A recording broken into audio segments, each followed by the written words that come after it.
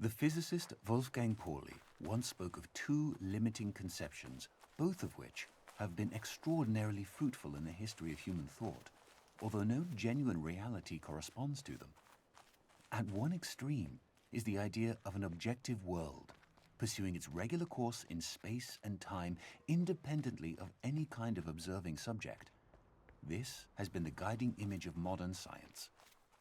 At the other extreme is the idea of a subject, mystically experiencing the unity of the world and no longer confronted by an object or by any objective world. This has been the guiding image of Asian mysticism.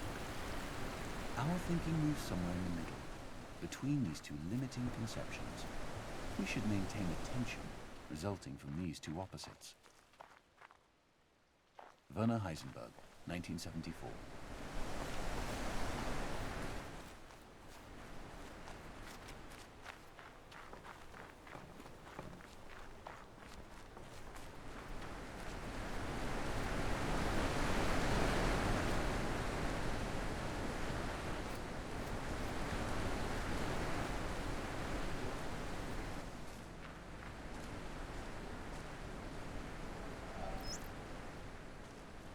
If we were not able or did not desire to look in any new direction, if we did not have a doubt or recognize ignorance, we would not get any new ideas.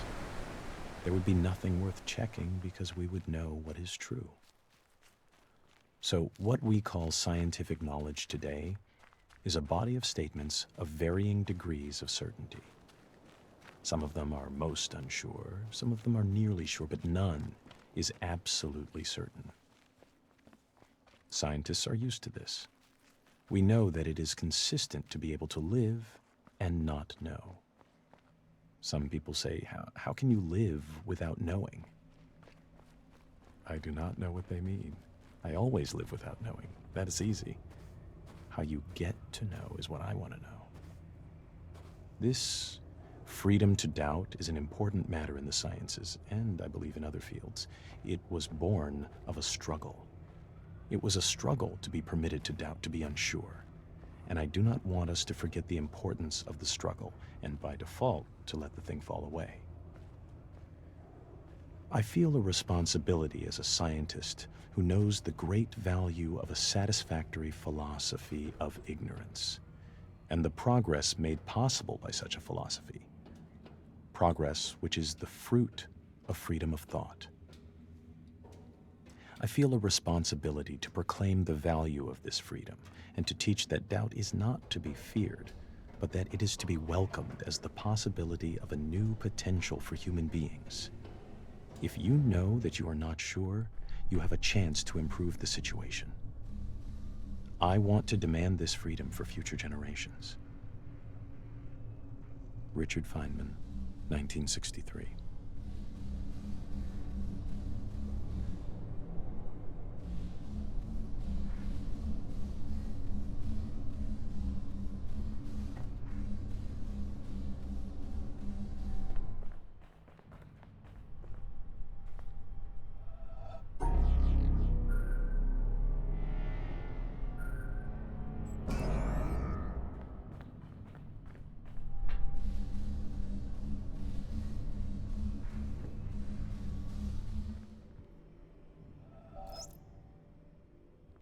Two major schools of Zen exist in Japan, the Rinzai and the Soto. Both have the same goal of seeing the world unmediated, but their approaches are different. In the Soto school, the emphasis is on quiet contemplation in a seated position without a particular focus for thought. The method in the Rinzai school, however, is to put the intellect to work on problems that have no logical resolution. Such problems are known as koans, from the Chinese kengan, meaning public announcement. Some are mere questions. For example, when your mind is not dwelling on the dualism of good and evil, what is your original face before you were born? Others are set in a question and answer form, like, what is the Buddha? Answer, 3 pounds of flax, or the cypress tree in the courtyard, to name but two of the classic responses. According to tradition, there are 1,700 such conundrums in the Zen repertoire. And their common aim is to induce a kind of intellectual catastrophe, a sudden jump, which lifts the individual out of the domain of words and reason into a direct, non-mediated experience known as Satori. Zen differs from other meditative forms, including other schools of Buddhism, in that it does not start from where we are and gradually lead us to a clear view of the true way of the world. It is not a progressive system in this respect. The sole purpose of studying Zen is to have Zen experiences, sudden moments, like flashes of lightning, when the intellect is short-circuited and there is no longer a barrier between the experiencer and reality. David Darling, 1996.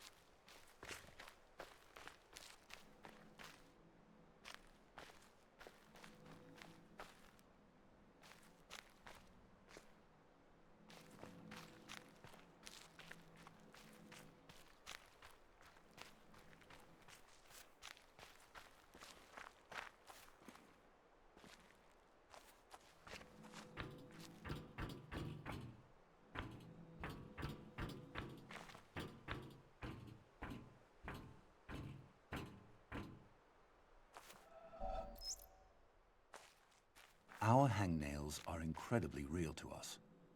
Whereas to most of us, the English village of Nether Wallop and the high Himalayan country of Bhutan, not to mention the slowly swirling spiral galaxy in Andromeda, are considerably less real. Even though our intellectual selves might wish to insist that since the latter are much bigger and longer lasting than our hangnails, they ought therefore to be far realer to us than our hangnails are. We can say this to ourselves till we're blue in the face, but few of us act as if we really believed it. A slight slippage of subterranean stone that obliterates 20,000 people in some far-off land. The ceaseless plundering of virgin jungles in the Amazon basin. A swarm of helpless stars being swallowed up one after another by a ravenous black hole. Even an ongoing collision between two huge galaxies, each of which contains 100 billion stars. Such colossal events are so abstract to someone like me that they can't even touch the sense of urgency and importance, and thus the reality, of some measly little hangnail on my left hand's pinky. We are all egocentric, and what is realist to each of us in the end is ourself. The realest things of all are my knee, my nose, my anger, my hunger, my toothache, my sideache, my sadness, my joy, my love for math, my abstraction ceiling, and so forth. What all these things have in common, what binds them together, is the concept of my, which comes out of the concept of I or me, and therefore, although it is less concrete than a nose or even a toothache, this I thing is what ultimately seems to each of us to constitute the most solid rock of undeniability of all. Could it possibly be an illusion? Or if not a total illusion, could it possibly be less real and less solid than we think it is? Could an I be more like an elusive, receding, shimmering rainbow than like a tangible, heftable, transportable pot of gold. Douglas Hofstadter, 2007.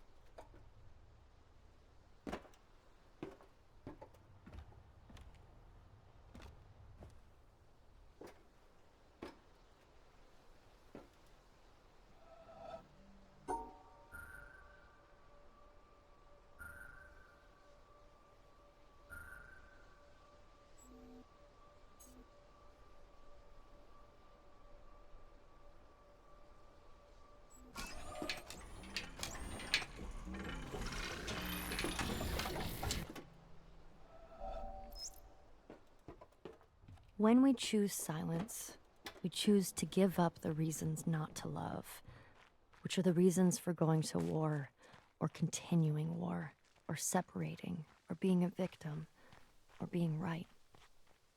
In a moment of silence, in a moment of no thought, no mind, we choose to give those up. This is what my teacher invited me to. Just choose silence. Don't even choose love. Choose silence, and love is apparent. If if we choose love, we already have an idea of what love is. But if you choose silence, that is the end of ideas. You are willing to have no idea, to see what is present when there is no idea, past, present, future. No idea of love, no idea of truth, no idea of you, no idea of me. Love is apparent. Gangaji, 2009. 66 times have these eyes beheld the changing scene of autumn. I have said enough about moonlight. Ask no more. Only listen to the voice of pines and cedars when no wind stirs. Rionen, 1711.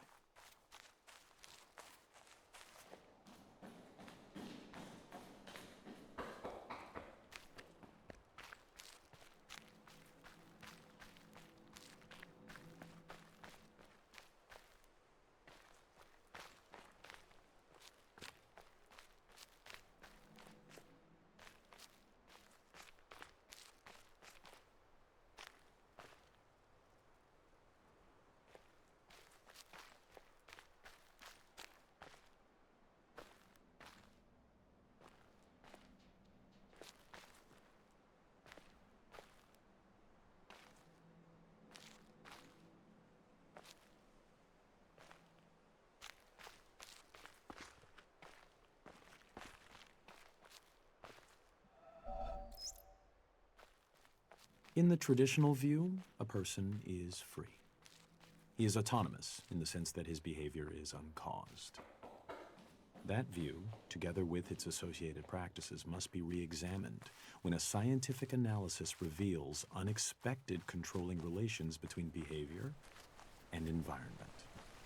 By questioning the control exercised by autonomous man and demonstrating the control exercised by the environment, a science of behavior also seems to question dignity or worth.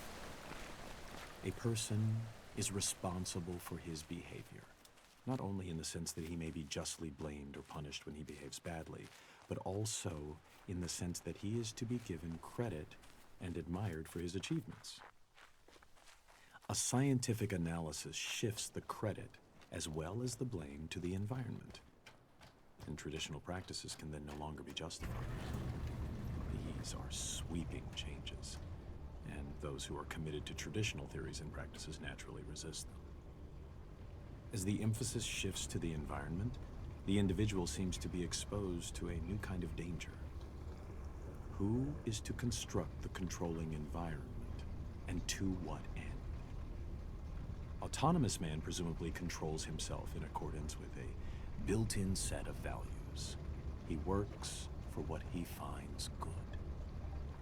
But what will the putative controller find good? And will it be good for those he controls? Answers to questions of this sort are said, of course, to call for value judgments. B.F. Skinner, 1971.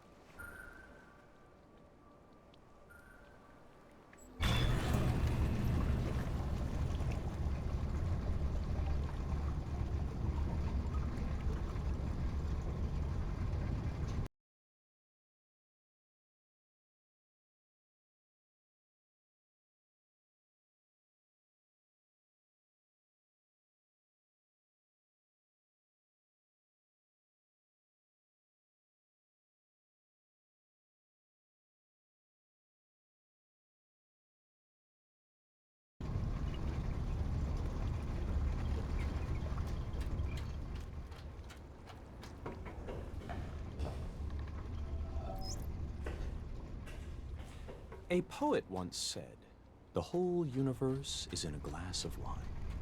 We will probably never know in what sense he meant that, for poets do not write to be understood. But it is true that if we look at a glass of wine closely enough, we see the entire universe. There are the things of physics, the twisting liquid which evaporates depending on the wind and weather, the reflections in the glass, and our imagination adds the atoms. The glass is a distillation of the Earth's rocks, and in its composition we see the secrets of the universe's age and the evolution of stars. What strange array of chemicals are in the wine? How did they come to be? There are the ferments, the enzymes, the substrates, and the products. There in wine is found the great generalization. All life is fermentation. Nobody can discover the chemistry of wine without discovering, as did Louis Pasteur, the cause of much disease. How vivid is the claret, pressing its existence into the consciousness that watches it. If our small minds, for some convenience, divide this glass of wine, this universe, into parts, physics, biology, geology, astronomy, psychology, and so on, remember that nature does not know it. So let us put it all back together, not forgetting ultimately what it is for. Let it give us one more final pleasure. Drink it and forget it all. Richard Feynman, 1963.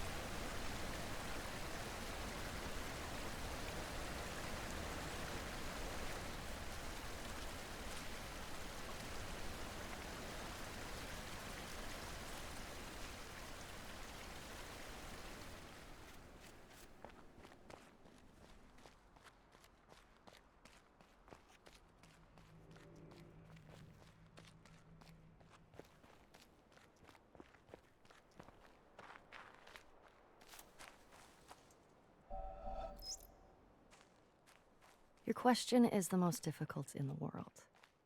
It is not a question I can answer simply with yes or no. I am not an atheist. I do not know if I can define myself as a pantheist. The problem involved is too vast for our limited minds. May I not reply with a parable? The human mind, no matter how highly trained, cannot grasp the universe. We are in the position of a little child entering a huge library filled with books in many languages. The child knows someone must have written those books, does not know how, does not understand the languages in which they are written. The child dimly suspects a mysterious order in the arrangement of the books, but doesn't know what that is. That, it seems to me, is the attitude of the most intelligent human toward God. Albert Einstein, 1930.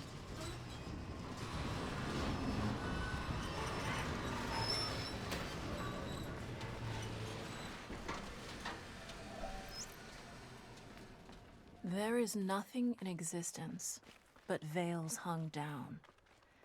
Acts of perception attach themselves only to veils, which leave traces in the owner of the eye that perceives them. Bin Arabi 1231.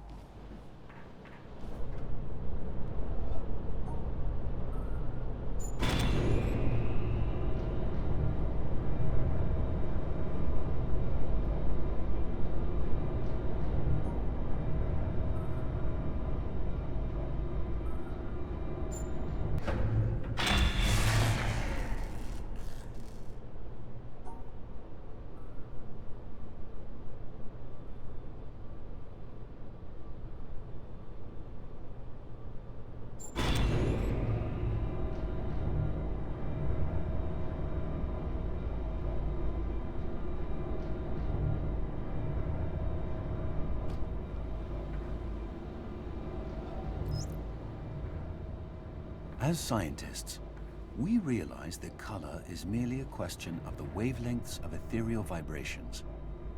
But that does not seem to have dispelled the feeling that eyes which reflect light near wavelength 4800 are a subject for rhapsody, whilst those which reflect wavelength 5300 are left unsung. We have not yet reached the practice of the Laputans who, if they would, for example, praise the beauty of a woman or any other animal, they describe it by rhombs, circles, parallelograms, ellipses, and other geometrical terms. The materialist, who is convinced that all phenomena arise from electrons and quanta and the like, controlled by mathematical formulae, must presumably hold the belief that his wife is a rather elaborate differential equation. But he is probably tactful enough not to obtrude this opinion in domestic life. If this kind of scientific dissection is felt to be inadequate and irrelevant in ordinary personal relationships, it is surely out of place in the most personal relationship of all, that of the human soul to a divine spirit. Arthur Eddington, 1927.